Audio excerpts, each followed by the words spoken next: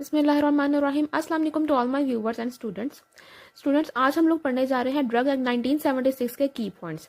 इसके की पॉइंट्स में इंक्लूडेड होगी जो रिस्पॉन्सिबिलिटीज़ हैं वो किस किस गवर्नमेंट की है, प्रोविंशियल गवर्नमेंट की है, फेडरल गवर्नमेंट की कौन सी रिस्पॉन्सिबिलिटीज़ है, कोई स्पेसिफिक डेट्स उसमें पढ़ी जाएंगी, पेनल्टीज जो है जो सेक्शन 27 की है वो कौन कौन सी हैं, उस पर क्या क्या जो है वो आपको फाइन हो सकते हैं, ठीक है, कितनी पनिशमेंट होती है, मतलब all everything about the drug act 1976। इसमें जो की पॉइंट्स है, जो एमसीक्यूज पॉइंट्स आप इसको कह सकते हैं, जो आप लोगों ने टेक होम मैसेजेस जो होते हैं किसी भी आप चीज़ से लेके जाते हैं, वो ये इसमें हम पढ़ेंगे। ठीक है, तो सबसे पहले अगर हम लोग बात करें regulation and the prohibition of the import of drug, जो इम्पोर्ट होती है ना ड्रग की, वो आपकी कंट्री में, यानी कि वो ड्रग आना है।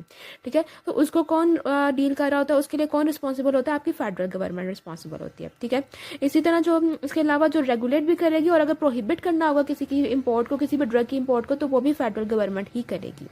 ठीक है, उसके बाद आ जाता है regulation of the manufacture of the drug. अब कोई ड्रग जो है वो बनेगी या नहीं बनेगी, इसकी जो मैन्युफैक्चर जो है वो अलाउ करना और उसका ओवरऑल प्रोसीजरिंग वगैरह जितना भी होगा वो कौन करेगा, वो भी फेडरल गवर्नमेंट करेगी, लेकिन किसके थ्रू, सेंट्रल लाइसेंसिंग बोर्ड के थ्रू। यानी ये लाइसेंसिंग बोर्ड जो है वो लाइसेंस देगी मैन्युफैक्चर करने का।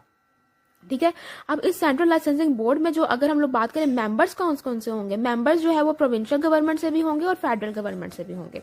ठीक है, तो ये बातें हम लोगों ने, ये दो की पॉइंट्स हमने लोगों ने देख लिए। उसके बाद आ जाता है regulation of the sales of the drug, यानी कि एक ड्रग की सेल्स को कौन कौन सी गवर्नमेंट जो देख रही होगी, फेडरल गवर्नमेंट देख रही होगी या प्रोविंशियल देख रही होगी। ठीक है, या दोनों देख रही होगी, मतलब आपके पास इस तरह के एमसीक्यूज आ सकते हैं। तो आप लोगों ने क्या करना है, ये अब यहाँ पर क्या है, regulation of the sales of the drug. तो regulation of the sales of the drug कौन उसको रेगुलेट कर रहा होता है, जो सेल्स ऑफ द ड्रग है उसके लिए प्रोविंशियल गवर्नमेंट जिम्मेदार होते हैं, यानी कि हर प्रोविंस में जो भी सेल होगी ड्रग की वो कौन कर रहा होगा, प्रोविंशियल गवर्नमेंट। अच्छा, यहाँ पर मैंने सेक्शंस नहीं मेंशन किए, अभी हम लोग जो है सेक्शंस को भी देखेंगे कि इस ओवरऑल एक्ट में कौन कौन से सेक्शंस जो है वो इंपॉर्टेंट है, उनके हम नंबर भी याद करेंगे। ठीक है, तो पहले हम लोग ये की पॉइंट्स देख लेते हैं। उसके बाद आ जाता है हमारे पास, हम लोगों ने देख लिया कि इंपोर्ट को कौन डील कर रहा है, हमने देख लिया कि मैन्युफैक्चर को कौन डील कर रहा है और सेल्स को कौन डील कर रहा है। उसके बाद ड्रग की रजिस्ट्रेशन, एक पर्टिकुलर ड्रग की रजिस्ट्रेशन के उसको कौन डील करेगा, वो डील करेगा रजिस्ट्रेशन बोर्ड, और रजिस्ट्रेशन बोर्ड को कौन सेटअप करेगा, वो भी फेडरल गवर्नमेंट ही सेटअप करेगी। ठीक है, उसके बाद ये जो रजिस्ट्रेशन बोर्ड है ये रिपोर्ट करेगा to the provincial government about the registration as well as the cancellation of any registered drug.